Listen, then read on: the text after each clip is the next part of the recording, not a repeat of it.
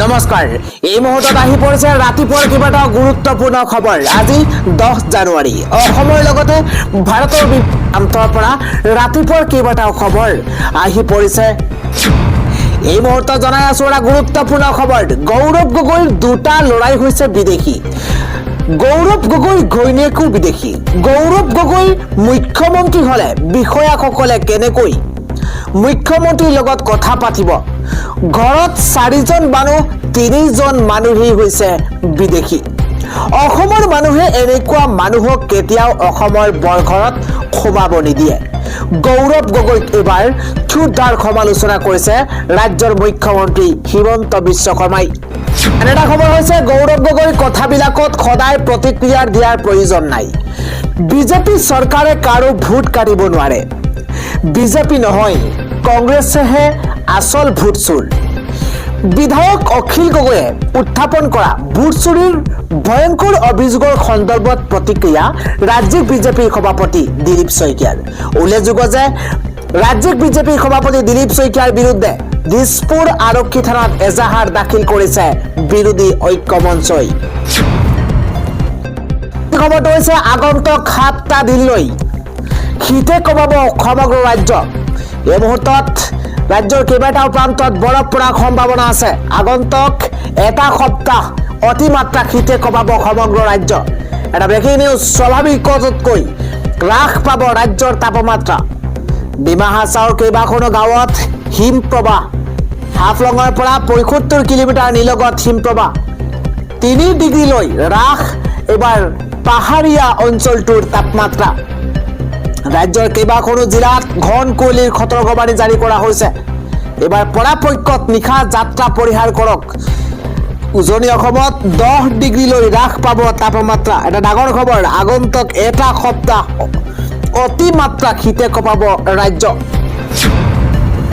পৰৱৰ্তী খবৰটো হৈছে পুনৰ গোৱালপাৰা বৰপেটা চলিব প্ৰশাসনৰ বুলডোজাৰ।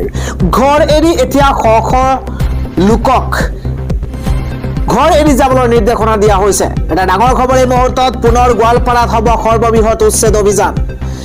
বৰপেটা গোৱালপাৰাত উচ্ছেদৰ ঘোষণা মুখ্যমন্ত্ৰী হিমন্ত বিশ্ব শৰ্মাৰ। এটা ব্ৰেকিং নিউজ। এতিয়াও বহু ভূমি বেদখলকাৰীৰ কবলত আছে। জিলাই জিলাই বিপদত পৰিব সংখ্যালঘু। গুৰুত্বপূৰ্ণ খবৰ। তালিকা প্ৰস্তুত কৰি উচ্ছেদ কৰিবলৈ সাজু হৈ পৰিছে প্ৰশাসন। চৰকাৰৰ সময়সীমাৰ ভিতৰত খালী কৰিব লাগিব ঘৰ। জাননী জাৰি কৰাৰ শেষ তাৰিখৰ পূৰ্বে স্থান এৰিব লাগিব এতিয়া উচ্ছেদিতই।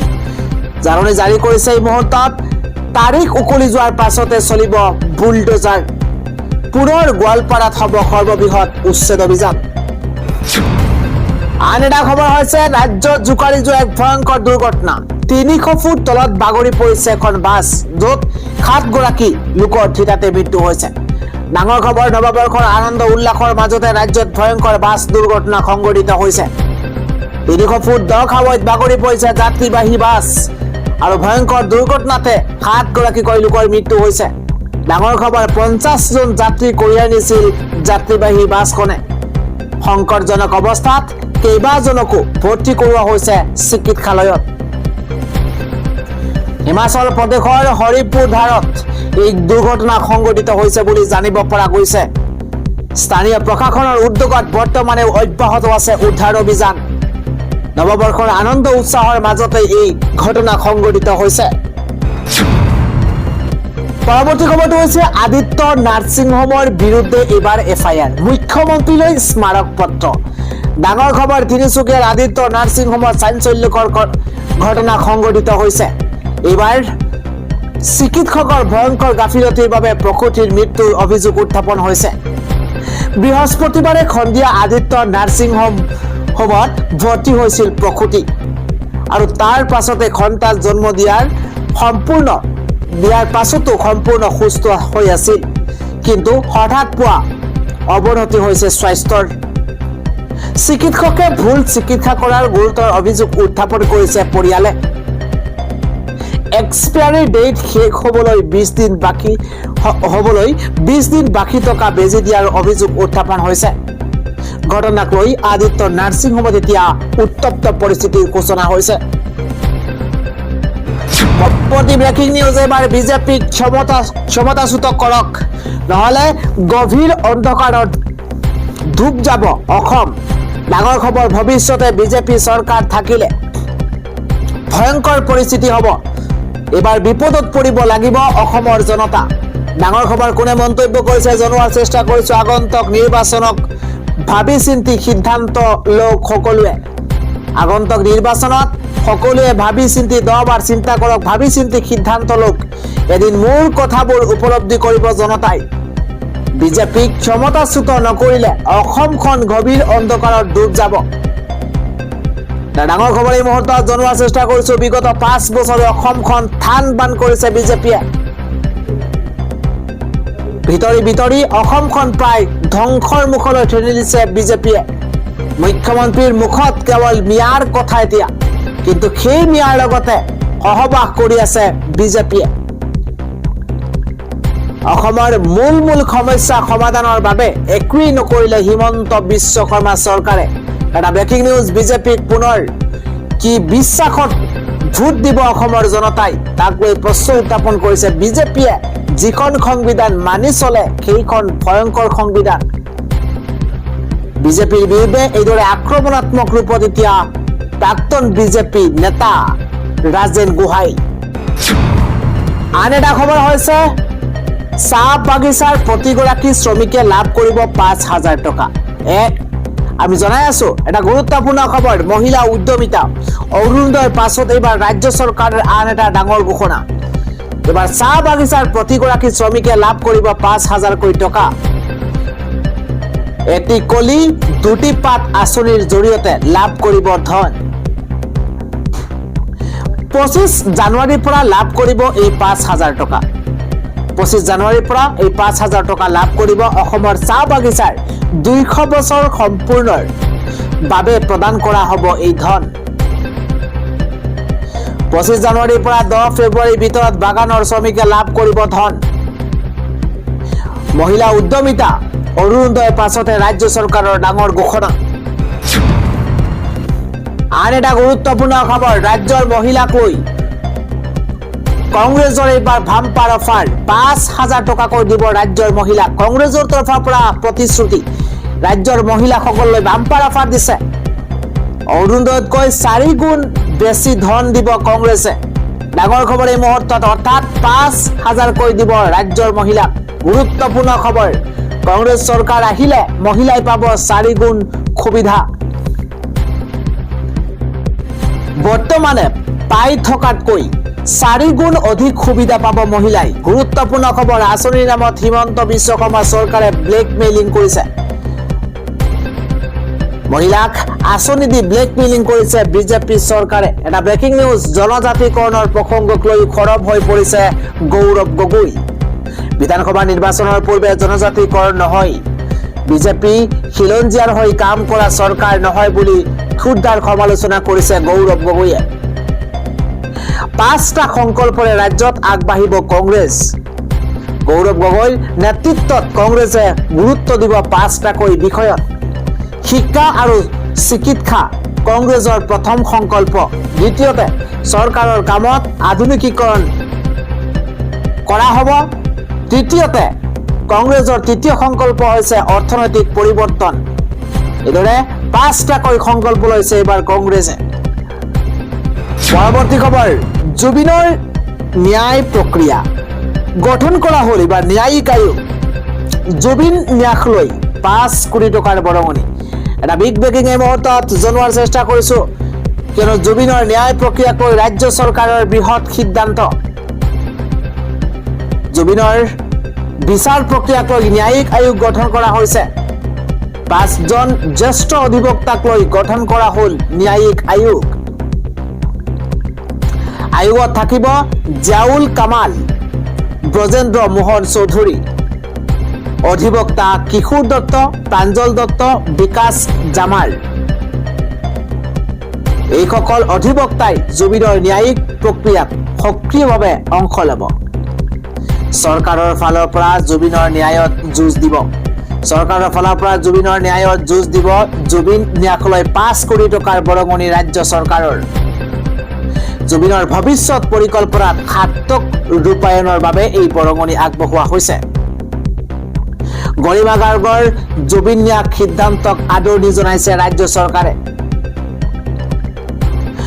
জুবিনৰ ন্যায় প্ৰক্ৰিয়াক লৈ ৰাজ্য চৰকাৰৰ এক বৃহৎ ঘোষণা। পৰৱৰ্তী ডাঙৰ খবৰ হৈছে ভাগি দিয়া হৈছে কেইবাটাও মছজিদ। এবাৰ নেপালৰ শ শ মুছলমানৰ হাহাকাৰ।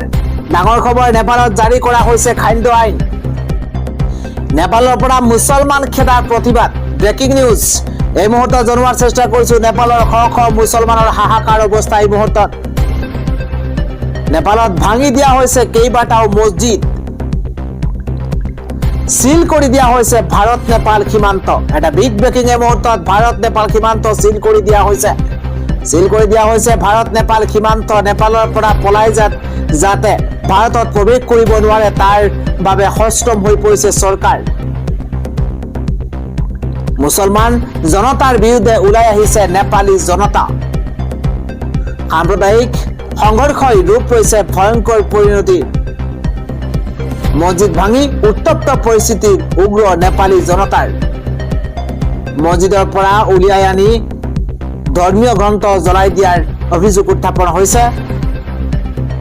সামাজিক মাধ্যমত দুই মুছলমান ব্যক্তিয়ে কৰিছিল এই মন্তব্য। হাইদৰ আনচাৰী, আমানত আনচাৰী নামৰ দুই ব্যক্তিয়ে কৰিছিল এই মন্তব্য। মন্তব্যৰ পাছতে ধানুচা জিলাত এক উত্তপ্ত পৰিস্থিতিৰ সূচনা হৈছে। আন এটা ডাঙৰ খবৰ হৈছে ভয়ংকৰ ৰাজনৈতিক সংকটত এইবাৰ ইৰাণ। ইৰাণলৈ বিমান চলাচল বন্ধ। ব্ৰেকিং নিউজ, শৰীয়ত শাসনৰ বিৰোধীৰে লাখ লাখ মুছলমানৰ প্ৰতিবাদ। গুৰুত্বপূৰ্ণ খবৰ এই মুহূৰ্তত জনোৱাৰ চেষ্টা কৰিছো। ইৰাণৰ নৱপ্ৰজন্মক ইছলামিক শাসনৰ পৰা লাগে মুক্তি। ইৰাণত ইণ্টাৰনেট কৰ্তন কৰা হৈছে, জাৰি কৰা হৈছে খাদ্য আইন। ভয়ংকৰ ৰাজনৈতিক সংকটত এতিয়া ইৰাণ। ইৰাণলৈ বিমান চলাচল বন্ধ কৰিছে তুৰ্কীয়ে। এবাৰ প্ৰতিবাদকাৰীয়ে ইৰাণৰ শ্বহীদ কাছেম ছলেমানীৰ মূৰ্তি উফৰাইছে। প্ৰতিবাদকাৰীয়ে ইৰাণৰ শ্বহীদ কাছেম ছলেমানীৰ মূৰ্তি উফৰাইছে আৰু ট্ৰাম্পে ইৰাণৰ জনতাক মুছলমান বিৰোধী কৰোৱাৰ অভিযোগ উত্থাপন হৈছে। দেশ এৰি পলাবলৈ সাজু হৈছে ইৰাণৰ ৰাষ্ট্ৰপতি।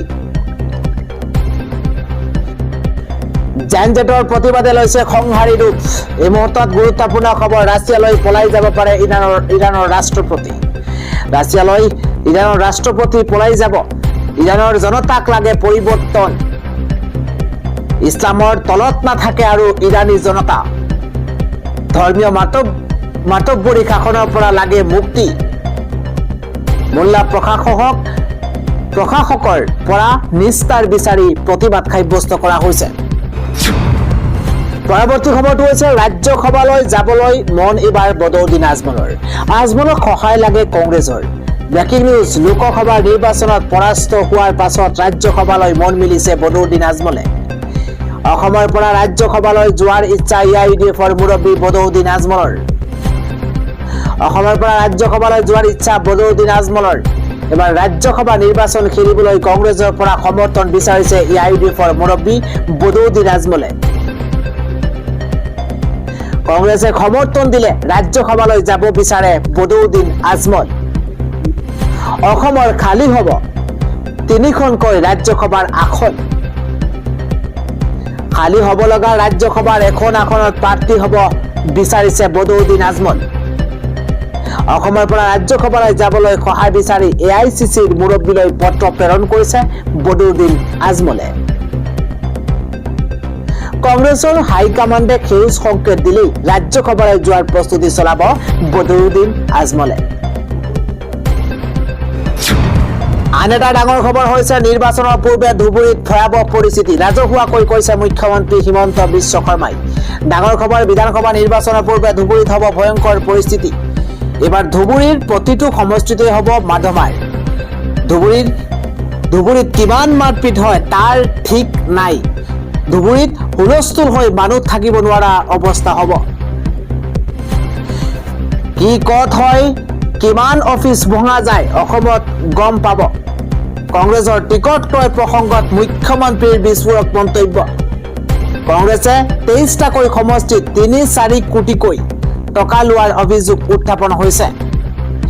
একোটা সমষ্টিত 3-4 জনৰ পৰা টকা লোৱাৰ অভিযোগ উত্থাপন হৈছে। এটা গুৰুত্বপূৰ্ণ খবৰ, বিধানসভা নিৰ্বাচনৰ পূৰ্বে ধুবুৰীত হ'ব ভয়ংকৰ পৰিস্থিতি। আন এটা খবৰ হৈছে নিজে পতা জালত ফচিছে বিজেপি। উত্তৰ প্ৰদেশত SIR-এ নিদ্ৰাহৰণ কৰিছে বিজেপি। প্ৰায় 3 কোটি ভোটাৰৰ নাম কৰ্তনকৈ এতিয়া চিন্তিত হৈ পৰিছে বিজেপি। প্ৰতি ভোটত 200কৈ নতুন ভোটাৰৰ নাম ভৰাবলৈ নিৰ্দেশ দলীয় নেতৃত্বৰ। আন এটা খবৰ হৈছে সংবাদ মেলত প্ৰধানমন্ত্ৰীৰ আগমনক লৈ মন্তব্য মুখ্যমন্ত্ৰী হিমন্ত বিশ্ব শৰ্মাৰ। 17 জানুৱাৰীৰ বিয়লি গুৱাহাটীত উপস্থিত হ'ব দেশৰ প্ৰধানমন্ত্ৰী নৰেন্দ্ৰ মোদী। বাগৰুম্বা নৃত্য উপভোগ কৰিব প্ৰধানমন্ত্ৰী নৰেন্দ্ৰ মোদীয়ে। 17 জানুৱাৰীত প্ৰধানমন্ত্ৰীয়ে মুকলি কৰিব প্ৰথমখন বন্দে ভাৰত শ্লিপাৰ ৰেল। কলকাতাৰ পৰা গুৱাহাটীলৈ চলিব বন্দে ভাৰত শ্লিপাৰ ৰেলখন। 18 জানুৱাৰীত নতুন 2খন ৰেল অসমক উপহাৰ দিব দেশৰ প্ৰধানমন্ত্ৰী নৰেন্দ্ৰ মোদীয়ে। ডিব্ৰুগড় গুমটি গুৱাহাটী ৰৌতাৰ মাজত চলিব ৰেল 2খন। 18 জানুৱাৰীত কলিয়াবৰত জনসভাত অংশগ্ৰহণ কৰিব দেশৰ প্ৰধানমন্ত্ৰী নৰেন্দ্ৰ মোদীয়ে। প্ৰধানমন্ত্ৰীয়ে শিলান্যাস কৰিব কাজিৰঙা এলিভেটেড কৰিডৰৰ। আন এটা খবৰ হৈছে ভোটাৰ তালিকাক লৈ উত্তপ্ত ৰাজ্যিক ৰাজনীতি। বিজেপিৰ বিৰুদ্ধে ষড়যন্ত্ৰৰ অভিযোগ তুলি সৰব হৈ পৰিছে কংগ্ৰেছ। অসমৰ ভোটাৰ তালিকা সংশোধন প্ৰক্ৰিয়াক লৈ শাসকীয় বিজেপিৰ বিৰুদ্ধে বিৰোধী শিবিৰ এতিয়া সৰব হৈ পৰিছে।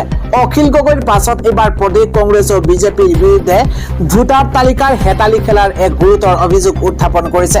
কংগ্ৰেছৰ সাংসদ গৌৰৱ গগৈয়ে শুকুৰবাৰে অভিযোগ কৰে যে বিজেপিৰ জ্যেষ্ঠ নেতাসকলে এক অনলাইন বৈঠকৰ জৰিয়তে দলটোক সমৰ্থন নকৰা ভোটাৰৰ নাম নিৰ্বাচনী তালিকাৰ পৰা আঁতৰাবলৈ ষড়যন্ত্ৰ ৰচনা কৰিছে। সংবাদ মাধ্যমৰ প্ৰতিবেদনৰ উদ্ধৃতি দি গগৈয়ে কয় যে এয়া দেশৰ সাংবিধানিক অধিকাৰ আৰু গণতন্ত্ৰৰ ওপৰত এক প্ৰত্যক্ষ আক্ৰমণ। এই বিষয়ত নিৰ্বাচন আয়োগৰ মৌনতাক সমালোচনা কৰি তেওঁ ইতিমধ্যে আৰক্ষীৰ ওচৰত এজাহাৰ দাখিল কৰাৰ কথা সদৰি কৰিছে। একেটা প্ৰসংগতে বৃহস্পতিবাৰে ধুবুৰীৰ সাংসদ ৰকিবুল হুছেইন আৰু প্ৰাক্তন সাংসদ ৰিপুণ বৰাই এখন সংবাদ মেলযোগে ৰাজ্য চৰকাৰ আৰু নিৰ্বাচন আয়োগক তীব্ৰ সমালোচনা কৰিছে। তেওঁলোকৰ মতে অসমত চলি থকা বিশেষ সাৰাংশ সংশোধন প্ৰক্ৰিয়াত ব্যাপক অনিয়ম সংঘটিত হৈছে, যিটো ইয়াৰ পূৰ্বে মহাৰাষ্ট্ৰ বা কৰ্ণাটকৰ দৰে ৰাজ্যতো দেখা গৈছিল।